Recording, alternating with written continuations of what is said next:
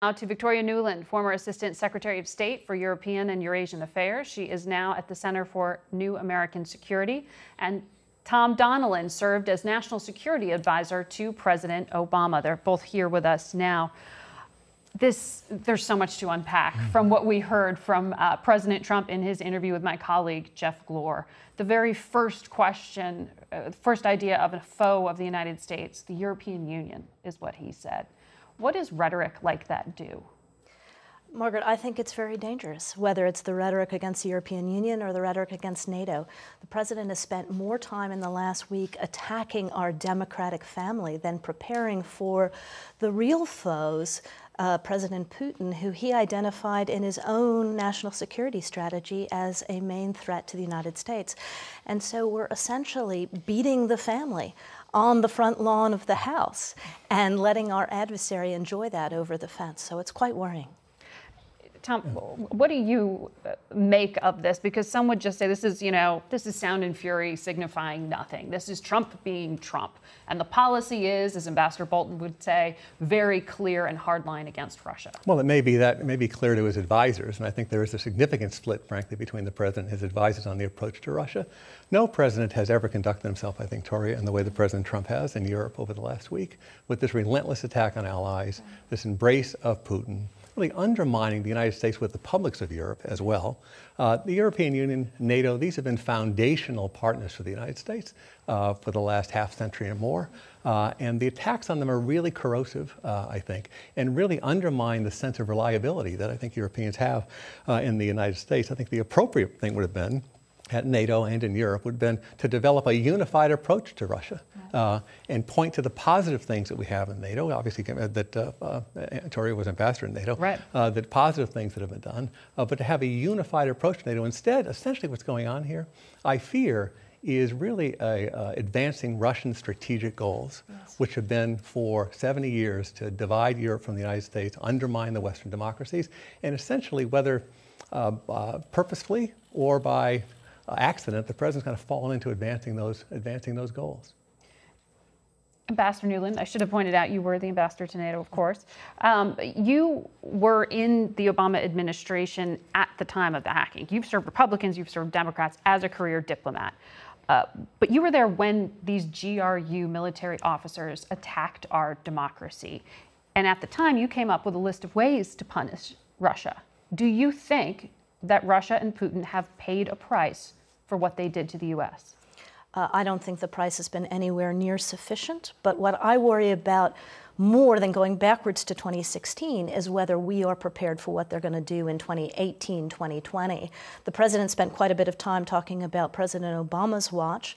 President Obama did conduct a full investigation and hand that to President Trump.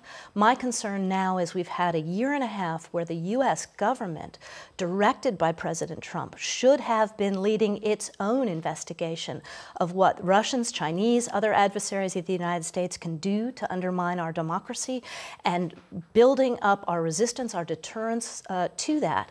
And instead, this has all been about going backwards. We need to go forwards and make sure it never happens again, including being extremely firm with President Putin tomorrow about real consequences for Russia in places that matter to them, like their economy, where Russia is not doing very well, if in fact this continues in the United States. And it has been continuing, as you illustrated with the quote from DNI Coates. Yeah, and he said something further, right? In addition to that, he said that we're one keystroke away from having the same kind of thing happen in 2018 and 2020 as happened in 2016. There hasn't been anywhere near the all-of-government response that's required to this. We had the United States government come out with an extraordinary set of indictments this week, right? Where the United States said it was prepared to prove beyond a reasonable doubt with public evidence to a jury that President Putin is lying about his denials with respect to the election interference, and that we have absolute proof of this. And yet the response from the White House is a political response, as opposed, as Toria is pointing out, I think exactly correctly, as opposed to an all-of-government response about what this government and this nation is going to do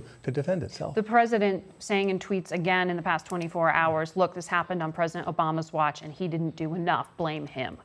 What is your response? I know you weren't in the administration at the time of the hacking, but do you agree with Toria? The price hasn't been sufficient. The president, he's the president of the United States today.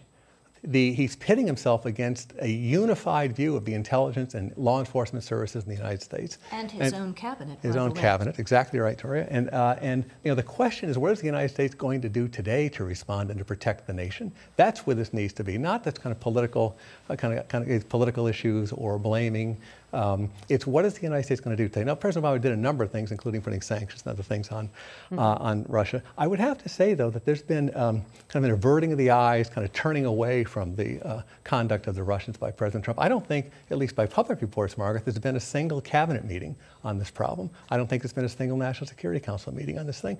The last thing, one thing I wanted to say, and I know, Tori, you agree with me because you were alluding to it, it's not just the interference. The list of things, which is why this meeting shouldn't happen tomorrow, the list of things, Margaret, Crimea, Ukraine, the shoot-down of MH17 killing 298 people, the use of nerve agents in the United Kingdom, aiding and abetting war crimes in Syria, the list of actively hostile actions by the Russians since Putin's return to office is extreme, and we haven't had any response from the president on this. This is really his responsibility now.